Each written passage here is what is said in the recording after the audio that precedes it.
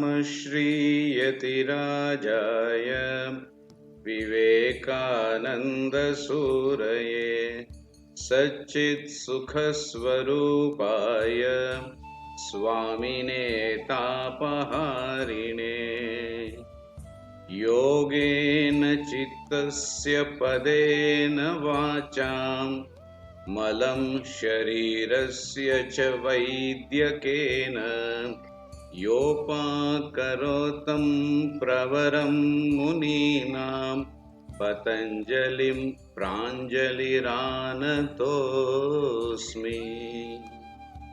Om. I praise sage Patanjali who gave us the science of yoga to purify our mind and consciousness, and who gave us grammar and vocabulary to use the words and express ourselves with perfection and precision. He gave us the gift of medicine, that is the Ayurveda, so that we may remove the impurities of the body. I bow down with reverence to Maharishi Patanjali, who gave us all these gifts. Namaskarams to all of you on this wonderful International Yoga Day celebrations. The principles and techniques of yoga was and is a universal one. It does not belong to any particular religion as such, though it was found out in India, just like the law of gravitation is universal, though it was found outside of India. And therefore, yoga does not invite any prejudice against itself. Anyone applying the principles of yoga will find it working for his benefit. Now, fortunately, it has become a globally accepted phenomenon, and everyone in general is enjoying the benefits of yoga. And that is a benefit or benediction of yoga on humanity. The real yoga is grappling with the mind, by the mind, and going beyond the mind. As of now, globally, most of the people connected to and interested in yoga are enjoying the benefits of yoga's Nimnanga or Adhamanga, that is the lower portion dealing with the body for good health. The Uttaranga or the higher portion of the yoga philosophy, which is in its fullness dealing with the mind and going beyond the mind and culminating in moksha or liberation, is the real yoga in its essence. Yoga has everything to deal with mind. Man is what his mind is, and to win over himself, naturally, a man has to win over his mind. And there comes the benefit and the benediction of yoga. Today's subject for consideration is the second sutra of the Patanjali Yoga Sutras, and with that the yoga proper begins. The sutra or the formula is Yogaha Chitta Vritti Nirodah. Yogaha, the perfect state of concentration or samadhi, is Chitta Vritti. Modifications of the mind or thoughts of mind, Nirodah, totally stopped or annihilated. So yoga is cessation of thoughts. When thoughts cease, what happens? The next sutra says, Tatha Drashtuhu Swarupe Avasthanam. The seer or the onlooker or ourselves, we as we are in our own state when yoga happens. When chitta vrittis or thoughts cease, when all the thoughts stop totally or arrested totally, we are as we are. When thoughts arise, what happens? The next sutra says, Vritti Sarupyam Itara Atra. The seer or onlooker or we ourselves take the shape of or get identified with or appear as the thoughts appear in our mind. The question will naturally arise, What is the problem with the thoughts? Why should they cease?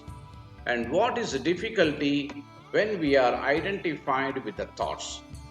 What, after all, is the benefit of being in the state of being we as we are?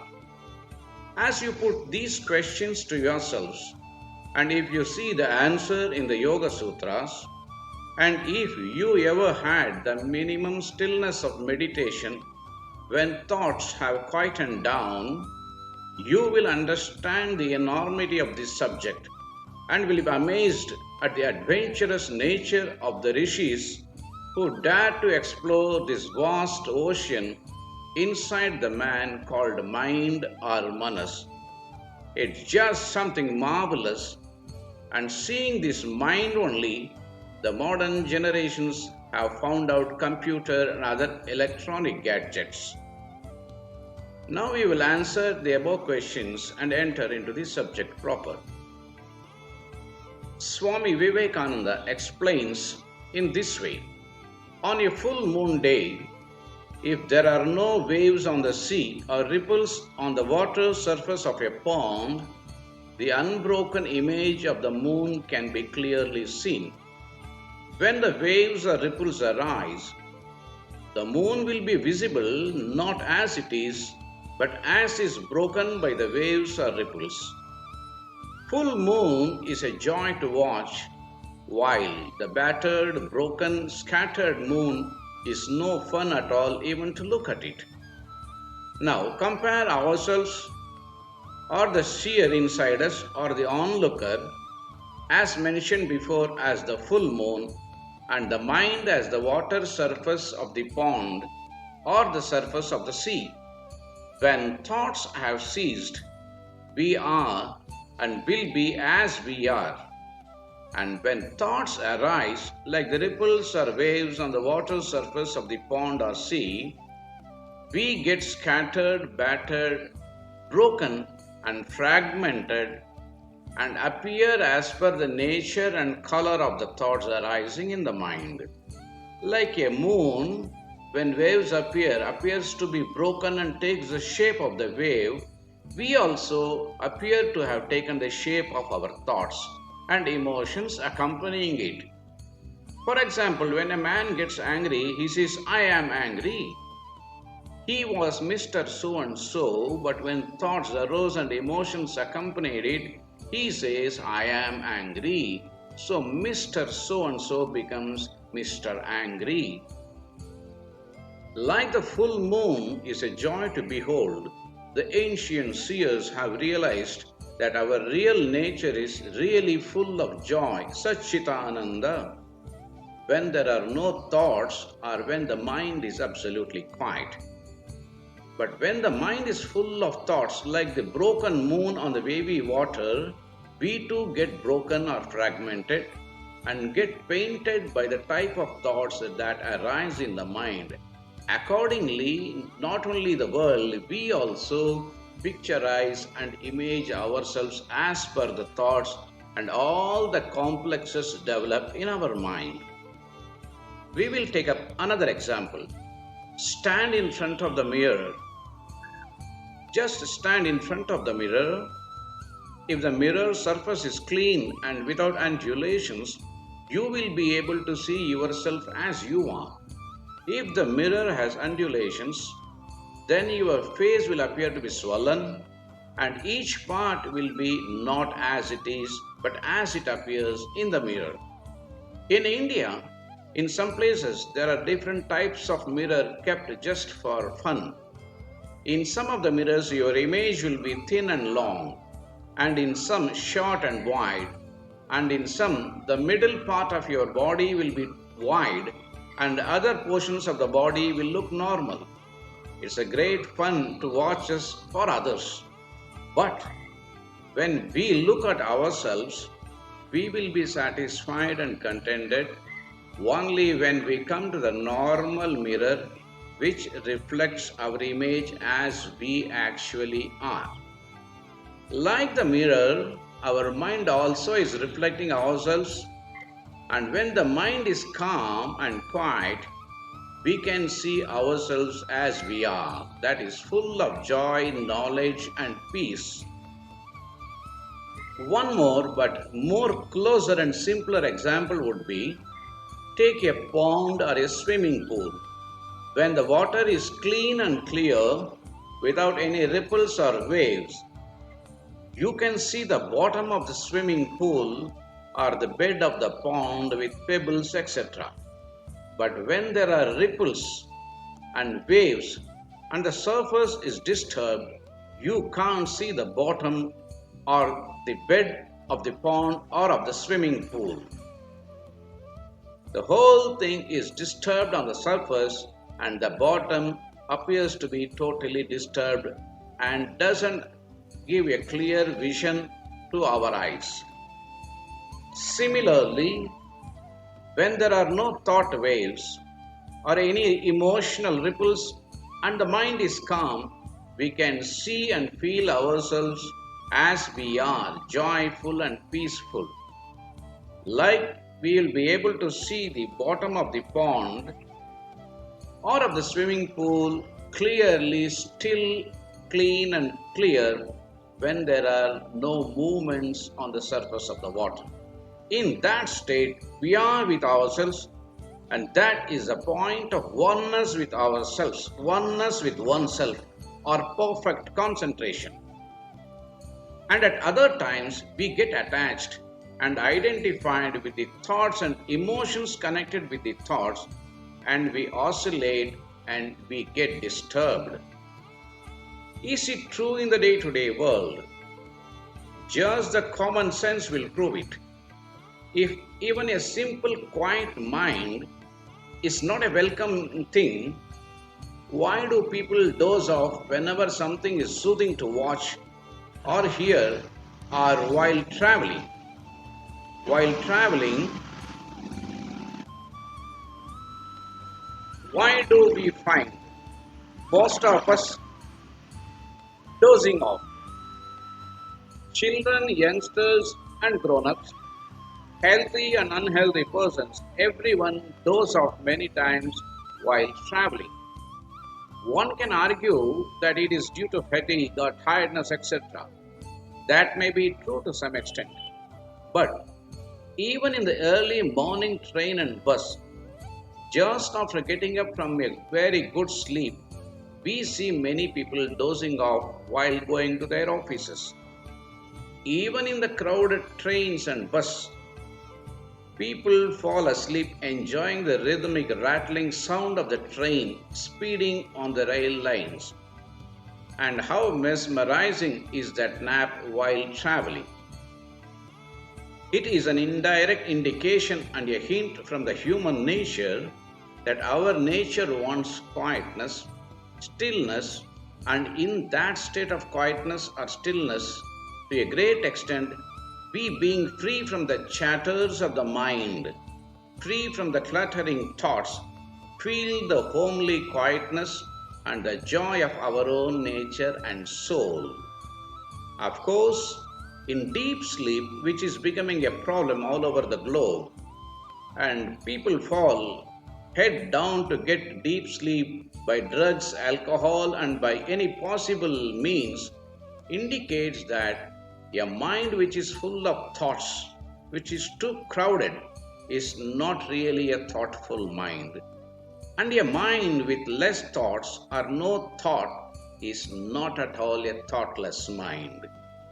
It also indicates that people, in spite of their trying to keep themselves engaged with various entertainments, would ultimately likely to return to their abode, the sleep where they get the stillness in which they merge with themselves. Otherwise, why people all over the world would like to have a wonderful bedroom with lovely beds and lovely music to put them off to sleep? If sleep, which is almost like a shadow of samadhi, with almost no thoughts being there, if it is a dreamless state, why people are madly fond of that sleep? It is because in sleep, we are almost near to ourselves with all thoughts having settled down very quietly. We are as we are, almost in the state of a perfect yogic concentration, but it is with darkness, unaccompanied by alertness or awareness, and without knowledge, and without we being conscious in that state. But even in those attempts, if thoughts in the form of worries and fears haunt the mind, or sometimes terrifying dreams come, it is difficult to enjoy the quietness, and the resultant effect is stress, tension, and all the psychosomatic difficulties which are troubling us. While the stillness or quietness of sleep is unaccompanied with awareness or is like a shadow, the same or more quietness or more stillness arising in the waking state, where there are no thoughts, is million times more superior and energetic, and that is called yoga or concentration or samadhi, and a state of supreme felicity. While most of the attempts to enjoy the peace of mind, as is universally coveted, they are all temporary, dependent, and in the end leads to desperation. This supreme technique of yoga is a voluntary, conscious effort and not depending on anything external except on our own wish and the inner ability to attain to that state of quietness at our will and wish, called samadhi, which is our real and normal nature. And this is the surest, safest, and scientific response to the ending of all sorrow and ennui. That is yoga perfect, which means a natural, spontaneous, and habitual state of concentration without any hazard or hardship or tremendous efforts. Everyone is capable of attaining to that state of yoga, which is bliss unalloyed, as explained in this philosophy of yoga by Patanjali Maharishi. It is a thrilling and adventurous and one of the most daring exploration into the inner recesses of human personality, especially a profound plunge into the unfathomable depths of human mind, which is more vaster and deeper than the ocean and this universe. In fact, in one of the scriptures it is mentioned that when the mind yawns, the world dawns. That is, the whole universe itself is contained inside the human mind or our mind, which is daily experienced by each one of us. That is, when we go to sleep, when the mind becomes quiet and indrawn, the whole universe vanishes. And when we get up early morning from the sleep, that is when the mind wakes up, the whole universe arises again like the sun rising on the east. So, this is quite a mighty challenge even for daredevils and strong willed persons. In fact, even a great yogi with whom Krishna came and accompanied him and taught the famous Bhagavad Gita, such a valorous warrior like Arjuna claims, Vayuriva Sudushkaram. It is very difficult to control the mind, more harder and more hazardous than controlling the wind. We can control the wind also, but very difficult to control this mind. Yet, that was the unbridled spirit of the Indian rishis and yogis, and they came out victoriously. And the benefit was for the whole humanity in the form of Yoga Sutras. Patanjali Yoga aphorisms or Patanjali Yoga Sutras are such a benediction on the humanity. The approach is rational and scientific, and no beliefs and acceptances are required here. One can experiment with it, apply it, and when one gets the results, one can get the knowledge, and he can acknowledge, and he can accept, or he can reject it. Yoga is universal. If it is not universal, yoga is useless. Swami Vivekananda says, Samadhi, or the state of perfect concentration, which is called yoga, cannot be and should not be the birthright of a few chosen individuals. In that case, it is not universal and therefore it would be useless. If I can go into Samadhi, every man, nay, even a dog on the street should be able to go into Samadhi. That is the test of the truth, and yoga has stood the test of the truth, stood the fiery test of the intellectuals, the scientific investigation all along these years, and it has come as a new benediction and blessing for the humanity. Yoga assures that possibility for all.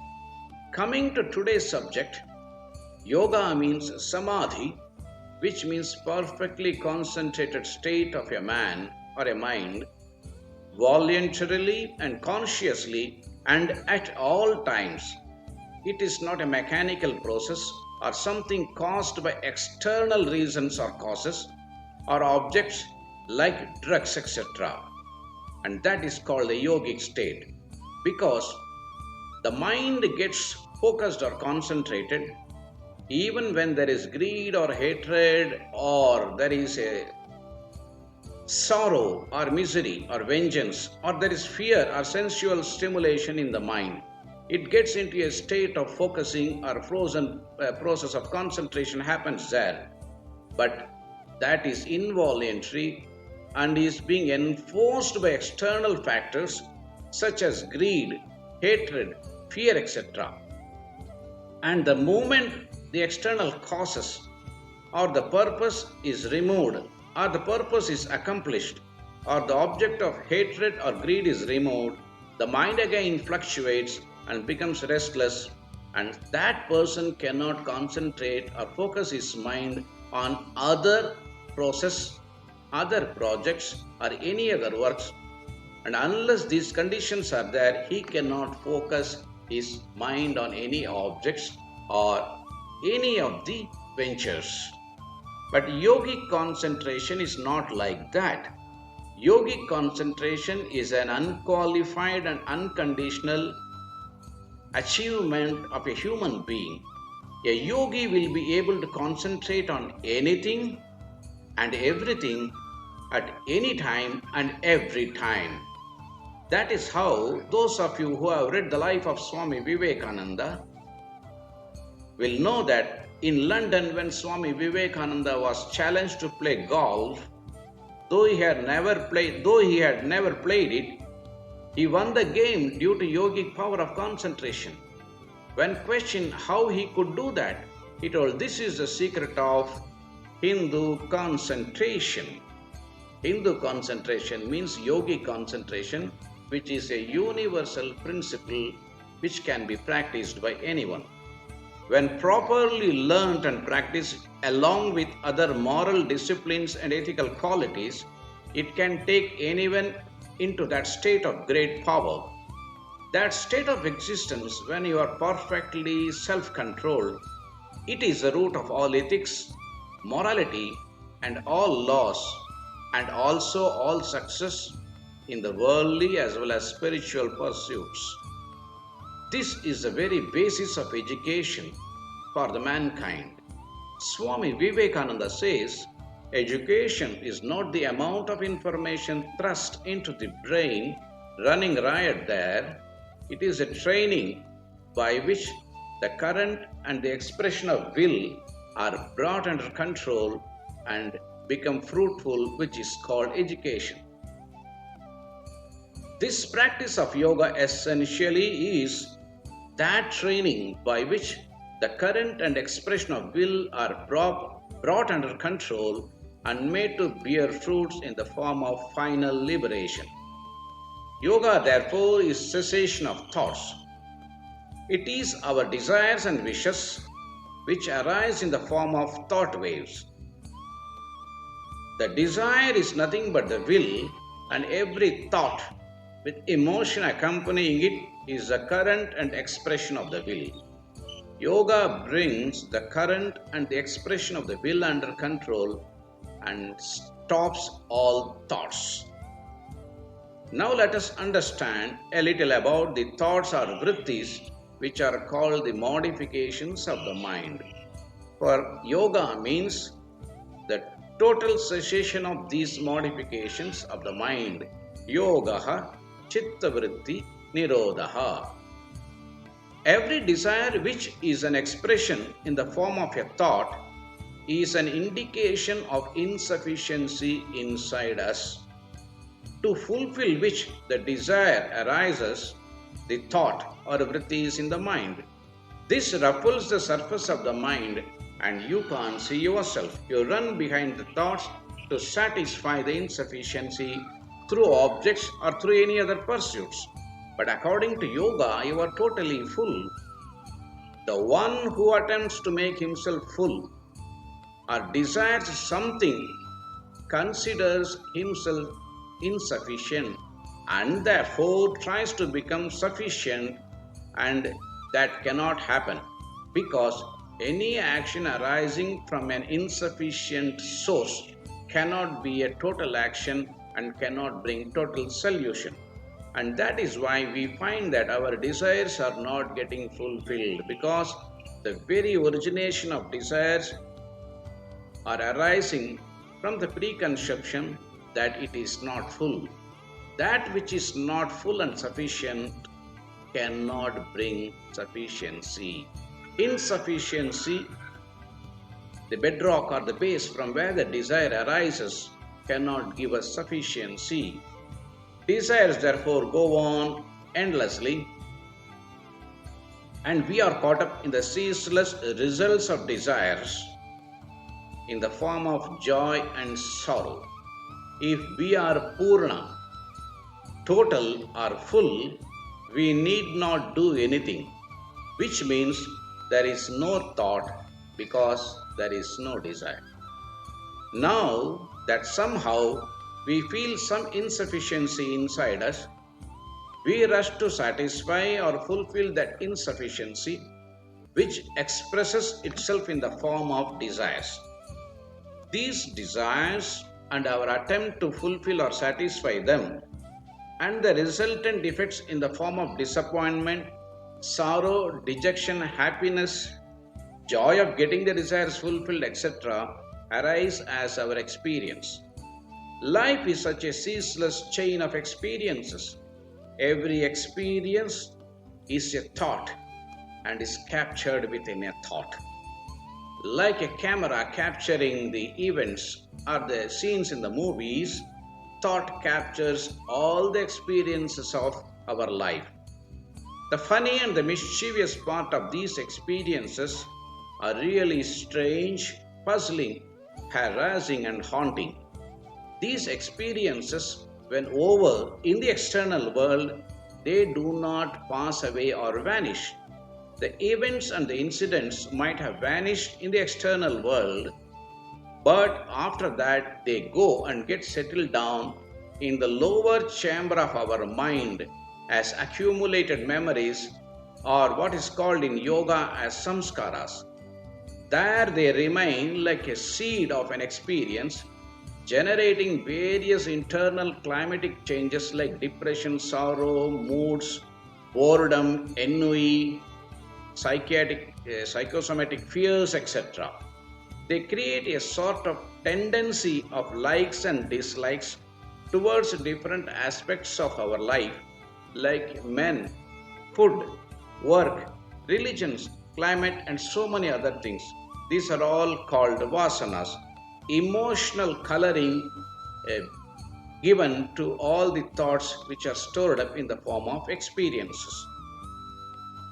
These accumulated impressions of experiences or samskaras then become a secondary personality of ours, while the primary personality is our real self, which is at the bottom of the mind, like the bed of the pond or the ground of the swimming pool without any disturbances. Actually, it is these accumulated memories, our secondary personality, which is active in our day-to-day life with all its pride and prejudices, attraction and aversion, causing different experiences to us and coloring every experience that is happening to us based on our memory. These are called complexes, which each one of us have, and they pose a great hindrance in again meeting different situations which we face.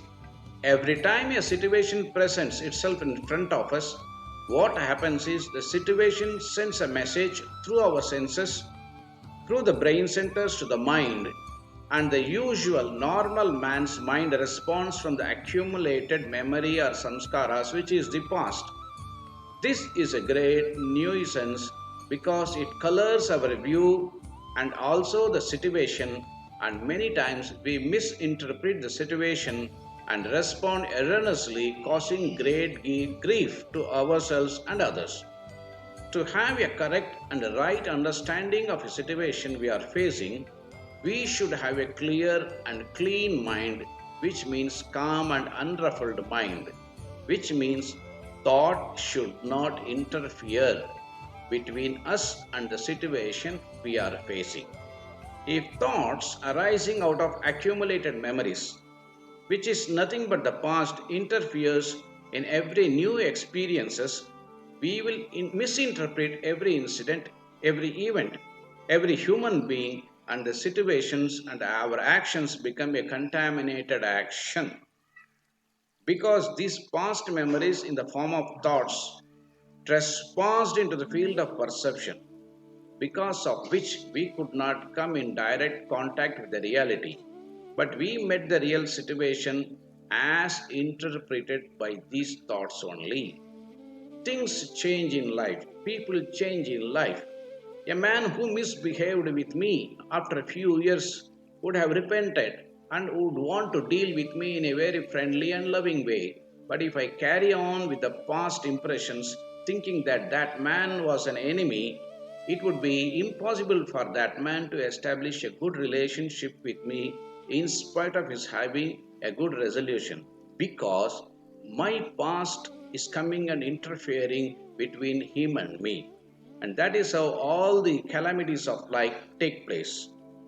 We will take one more example.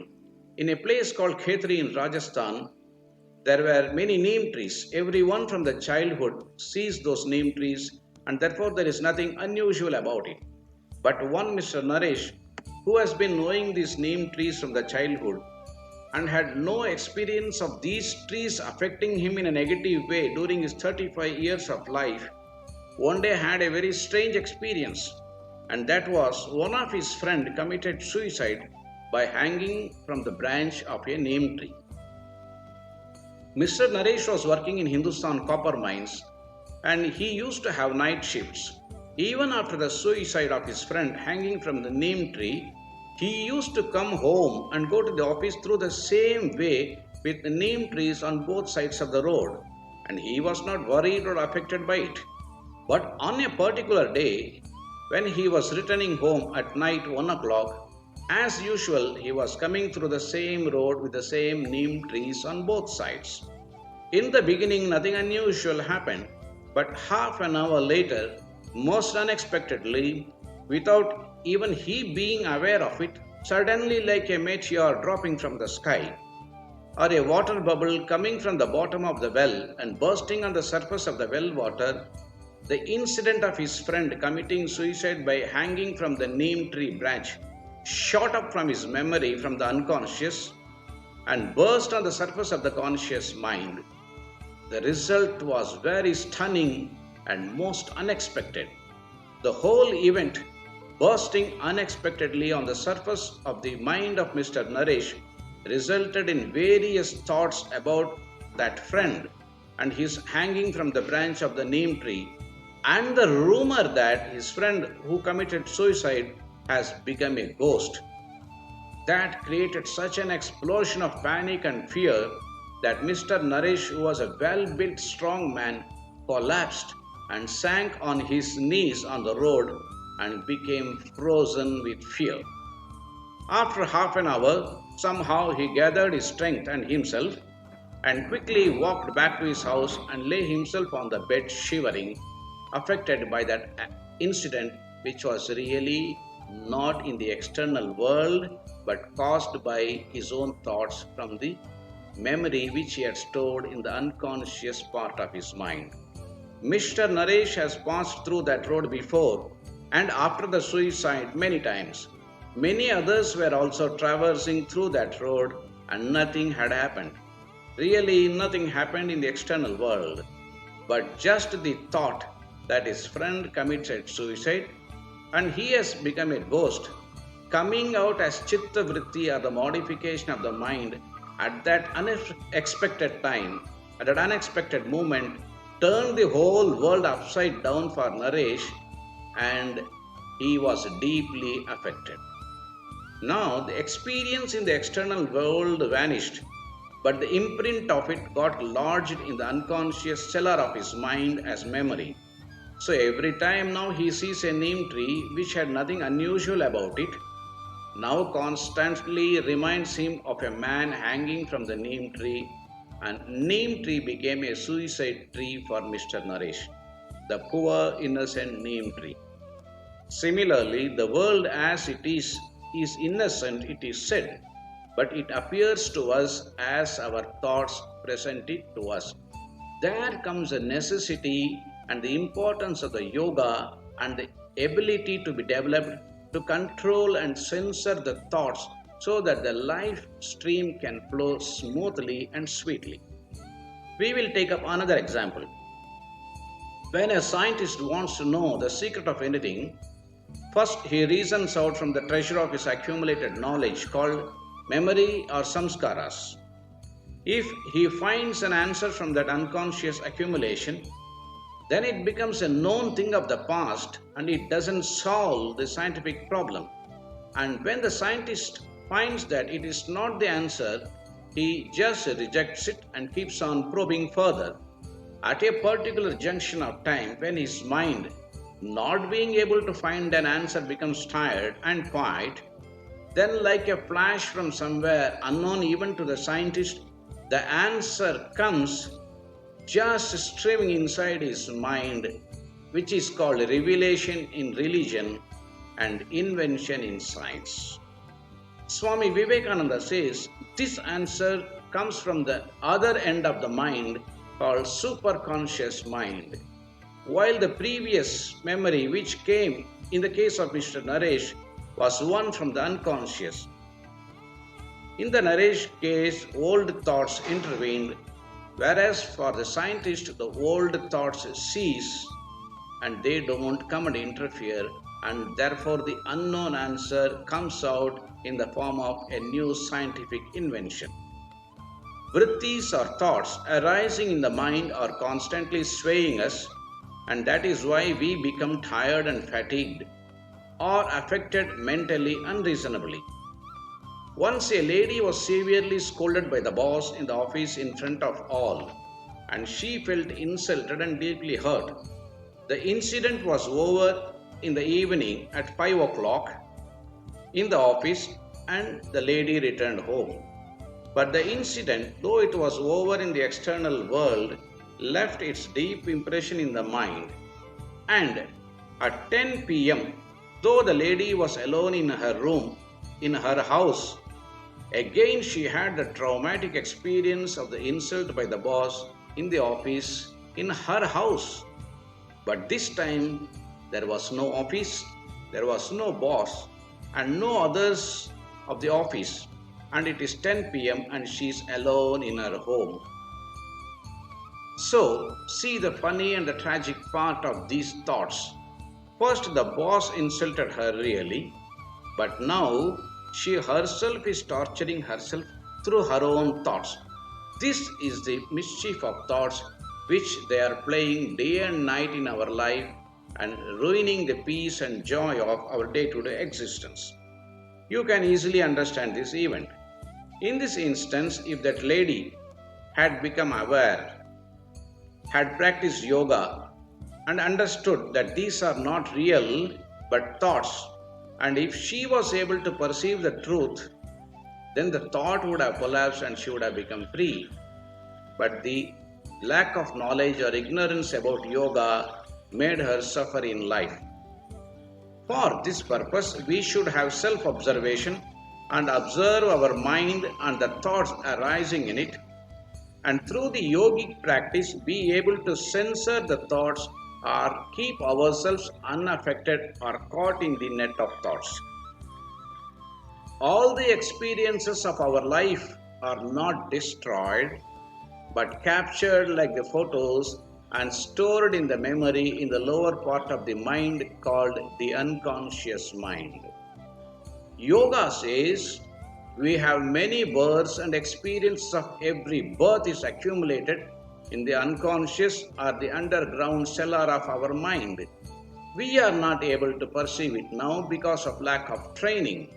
But if by proper practice of yoga and by proper practice of observation, if we can watch our mind, we can not only be able to see the memory stored up in our unconscious mind, but we can even go beyond and see what happened in our past life also.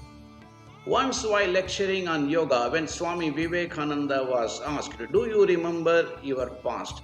Vivekananda answered, "Yes, I do remember my past, but I will not reveal it to you."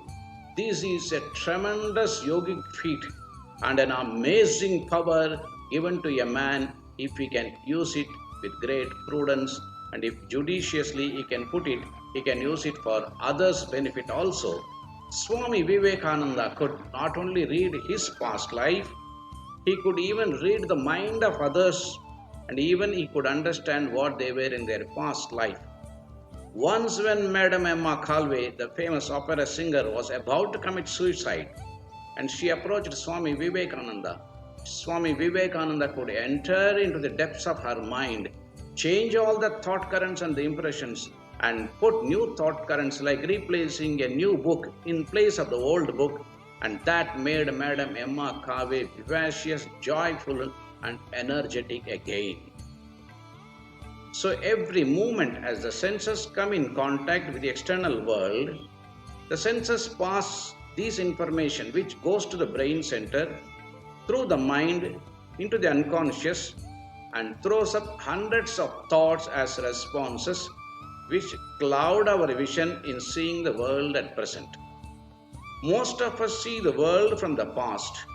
Most of our fears are generated by the past memories. We don't know future, so how can we be afraid of future? Yet most of us are afraid of future because the mind is constantly cluttered with the past events and past happenings, and therefore the past getting projected into the future creates an imaginary and unreal fear of future. Most of us see the world from the past, and we are constantly interpreting and not directly interacting with the current present external world. The result is chaos, which is our life.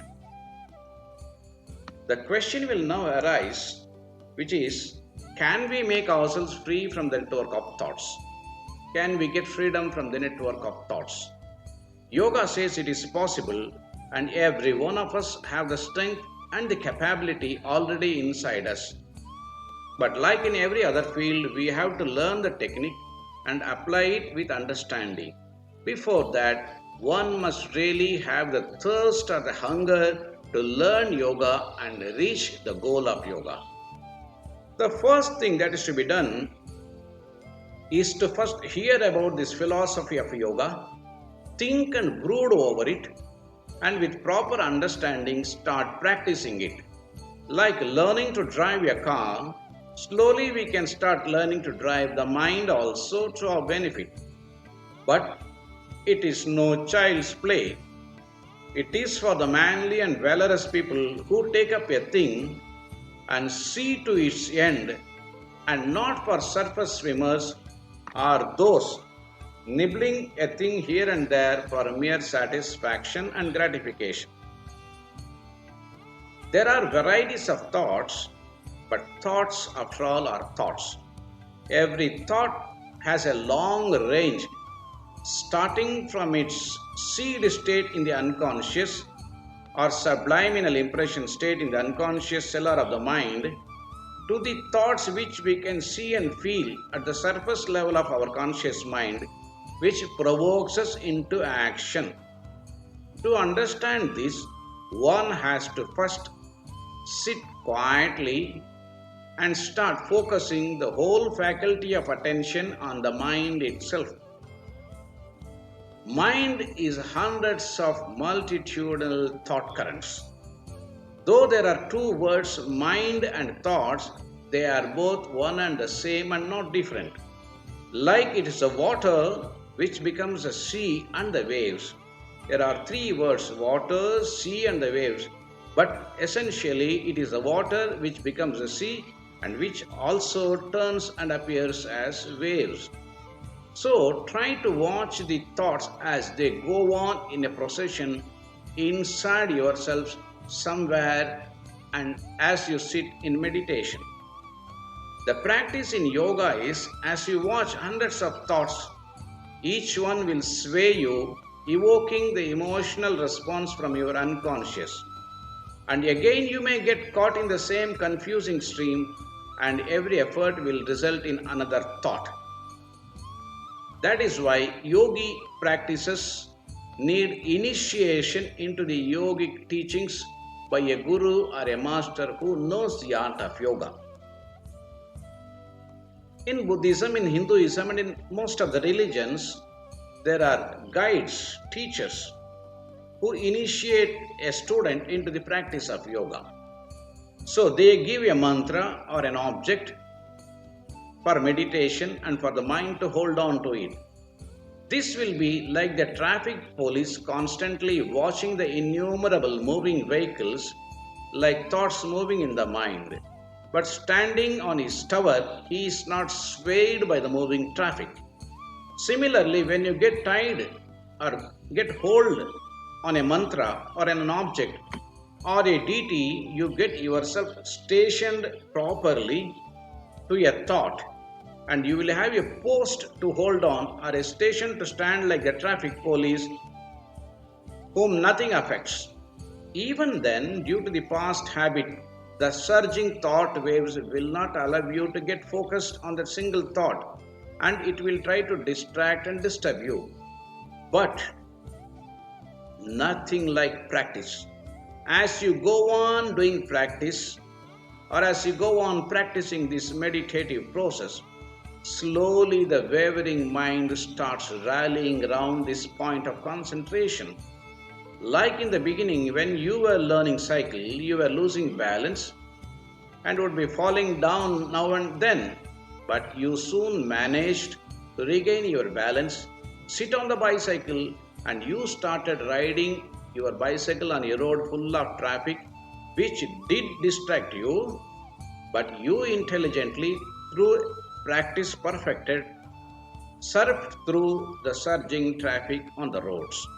Similarly, as you start practicing or doing this exercise of meditation, which is the attempt to begin the meditation, soon you will find that mind will become slowly and steadily quiet and steady.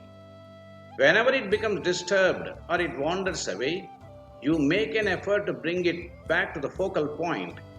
This attempt or effort to bring the mind to that central point from where it gets steadied to one object, deity or mantra, it is called abhyasa or practice.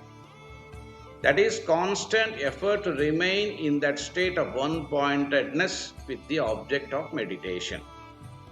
Now the question will naturally arise that though I have chosen to focus the attention on one point, why do my mind waver and run behind other objects? Yoga says it is because of the attachment.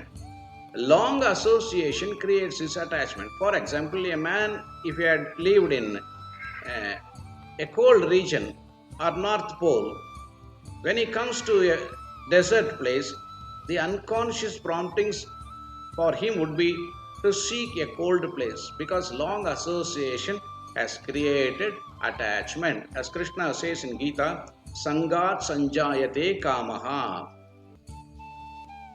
Attachment comes from association. Slowly, with discrimination, if he is able to cut through, the craving for the cold atmosphere which has brought air condition will slowly vanish. Yoga says because of attachment, the mind wavers and runs behind other thoughts. It is called raga and dvesha, that is attachment and aversion. Both are the same.